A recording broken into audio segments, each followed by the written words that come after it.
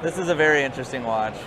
So this is a vintage GMT Master from 1983, but it's co-branded with Tiffany & Co. Oh, this is the thing that was going away, the Tiffany? Yeah, it's a Tiffany. Well, they went away. They went away for Rolex in the early 90s, Oh, okay. and rumor has it they're going to go away for Patek soon. Oh, right.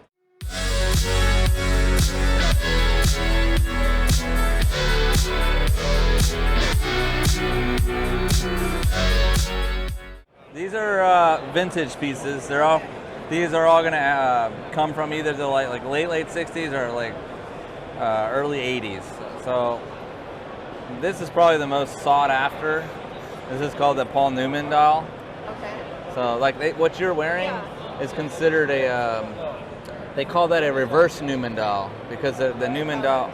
This is like the modern day Paul Newman, or you know, they have all kinds of nicknames for these different things, but this is like the most sought after. These. And that's what he wore. Sorry? That's the one that Paul Newman wore? Paul Newman, yeah, well, Paul Newman wore a specific model, but yeah, so anything with these type of dials, they're called the Paul Newmans. What is that, a 36? 37. But they wear big, they do. Like if you put it on your wrist, you know what I mean? It looks big, you know? And what's the retail on that? This would sell for like 300,000. Yeah. Tell her what it cost when it was originally. Oh, so the original price was like back in $200, $300. It was nothing. Yeah, nobody cared. Yeah, they hated it. They couldn't sell these. They couldn't sell them. Damn it.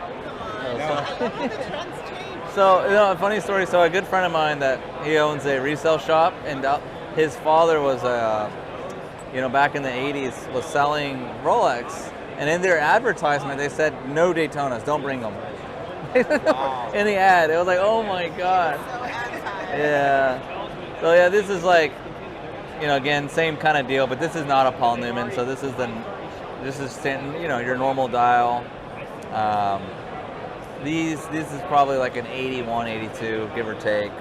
But again, these are really rare. These go for around 100. I just sold one for about 120,000. And this is another Paul Newman. This is just with a black dial. This one I'm asking 310. So Are these? Is this really light? Is it like an old Rolex where it's all like? yeah, it doesn't. It's like nothing.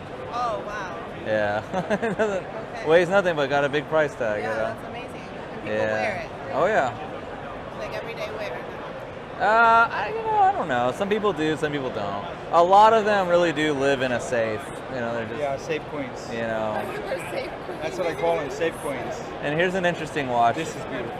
This is a very interesting watch.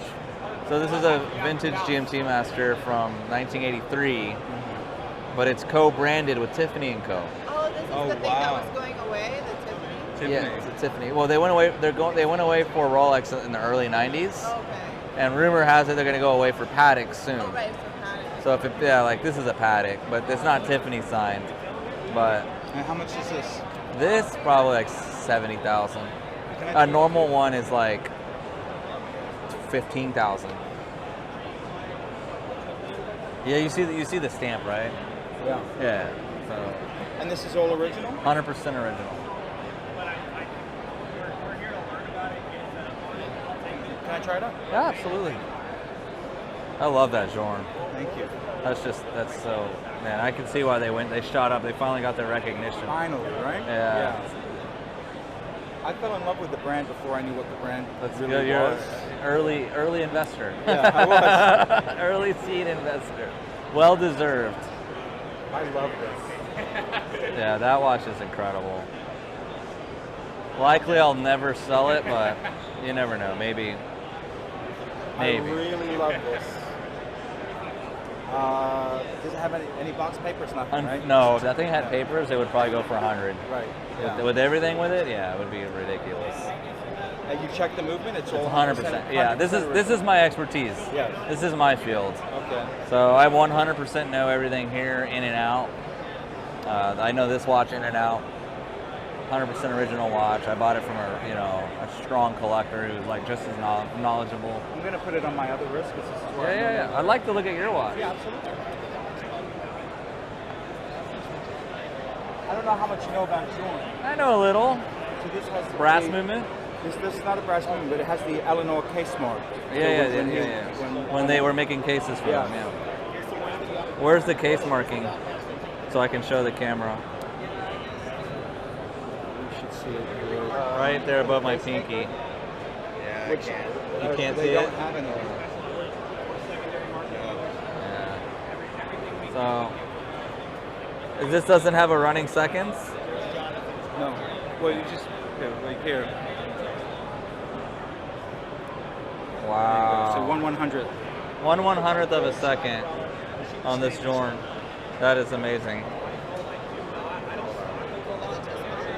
Yeah, I would need one more link. Oh, we can make it bigger. Yeah.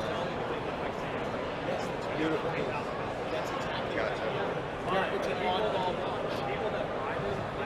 That's gorgeous, man. This is an incredible watch. What are they going for in today's market? No, I paid like 92 for it. So I gotta believe they're going for over 100 now. Oh yeah, it's But gotta this be. is a piece I don't think I'd ever sell. No. Yeah. I'm just saying so people understand Yeah. the importance of these watches. Probably, my best guess is like 115 now. But I think by the end of the year, you want to put it on? Oh yeah.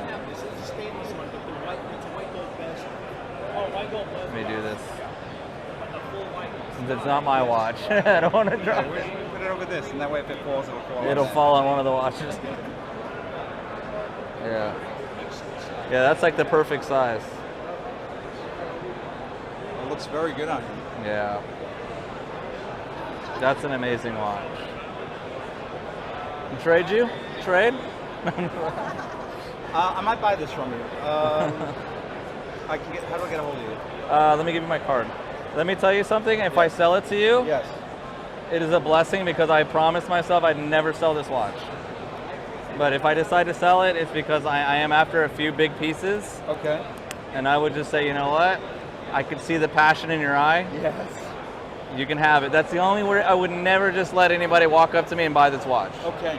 I appreciate that. You know, I respect that. I really do because Yeah. like I mean it because Yeah. when I say that it's because like I can see right away like you have that flair. You know what I mean? Watch And it. yeah, I can tell like right away. You just carry that flair. Most people are just like how much, whatever, and they're just like, what is it? They have to. You know what I mean? Like cheap, Yeah, they're just like they don't care. And it's like yeah, it's not for sale. I mean, you know what I mean? You can tell you. I've probably said that like 500 times since I've had it. It's like it's not for sale. Yeah. But man, if somebody strikes me the right way, I'm like, you know what? Got a good one. It's got a good home. Did I give you my card? I'm sorry. Did you get my card? Yeah, okay, great. So that's my Alright. business card. Okay, excellent. So Yeah, I'll let you know. And I think yeah, I do want some it, research. man. I So think I there's want only it. so let me give you a little background. Yes. So I've done a lot of research on these. Okay. Supposedly, okay, because let me explain to you. This is not a this is a Quickset 16750. Quick sets. 16750. Okay. It's a 1983. So the most common one you'll see is the reference 1675. So that's the reference that doesn't have, in fact I have one, hold on one second. So let me give you a quick rundown. I'm sure you understand this.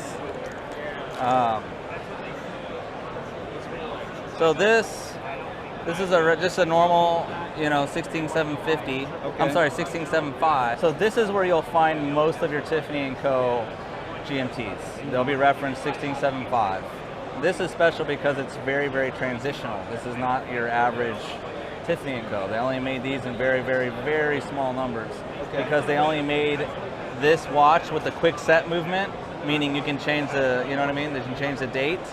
This you can't change the date. You have to roll the hands over and over and over. I see, okay. You know what I mean? Yes. So for a very brief period of time, Rolex made it with the same style of dial, being a matte dial, with the Tiffany & Co. So they only made this for like 3 years. Okay. From 1979 to 1982, 83. So that's really 4-year production. After that, they went to what's called the glossy dial. So it has more of a shine on the dial. Okay. So, and those Tiffany's are running, I just sold one for 45,000. They're significantly less because they printed a lot more of them. Right. This one, they made a very small window and they were not doing a lot of Tiffany during that time. Okay. So this is like a really, really small window. That's why the price point is like crazy. It's a beautiful piece. Yeah, it is insane. And it's like perfect. The dial is not a scratch, not any type of premature wear, nothing. And I love the bezel. Yeah, the bezel is like probably the Bezel best part, awesome. yeah. Is it like I've had people offer me $5,000 to take that bezel off. I said, hell no. What? Oh yeah. Again, people are like, oh, I just want the bezel. I'm like, good luck. Yeah, no, that's the normal bezel phase. That's the what? Yeah. Usually how it was, isn't it? Yeah. No, yeah. oh no, that's aged. Oh, Everything. it's Yeah. aged. It's yeah. It used to look like this. Yeah, it used to look like that. You see, like, you see, that's what a normal one. So I'm showing the camera, but that's what a normal one would look like before, Yeah. and then over time, they would fade to this beautiful, white to blue fade. It's just like, it's incredible. So, Yeah, it is incredible. yeah, it's something about that watch. It's just got presentation. Yeah, it's beautiful. I love how that like imperfect works. Well, Yeah. yeah, I mean that's to me that's more valuable, right? I love the imperfections, and somebody wore it, somebody loved it. Yeah, it was worn every day. Somebody bought it because they had a relationship with Tiffany & Co. Yeah, And they didn't really care about the stamping. They're just like, well, I bought it from Tiffany & Co. Because there was a lot back then. You could find different names on different dials. You could have Lens. You could have Tiffany & Co. Serpico and Liano. These are all like companies that were branding with Rolex. And nowadays, if you see another name on a Rolex dial, it has like significant history to it. There's a reason Rolex was opening that relationship with them. You know what I mean? So. Yeah, they quit that relationship back in '92, and that was it. Tiffany said no more. We're not, because they had a big disagreement over servicing. Because Tiffany wanted to service their watches, and Rolex said no, we'll handle the service. Because when it comes to changing parts, you have that stamping, and Rolex, I think I don't know the entire detail, but from what I understand, Tiffany and Rolex had a disagreement over the dials at some point, and they said no more. We'll do everything in-house. So I think Tiffany was the last company to be featured on the dial. So you still have like co-branding, but now they do it on the back. So if you ever see this marking, that means this watch was originated as a gift. It was never ever sold. They were bought by the masses. Okay, then they were given away to the pilots, everybody got one. It didn't. If you were a maid, you got one. They gave it as a gift. So they gave various different models. They had Daytonas, Rolex, Datejust, and Prez, everything. So back then they would stamp these directly on the dial. So in today's world, they stamp them on the back. So, which takes the magic away, in my opinion. Like, because you could wear that and people are like, wow, that's really cool. So actually, super cool. I'm gonna swap Have you ever places. seen one live? never in real life. No, only on the YouTube. Or Christie catalogs. Right. Yeah.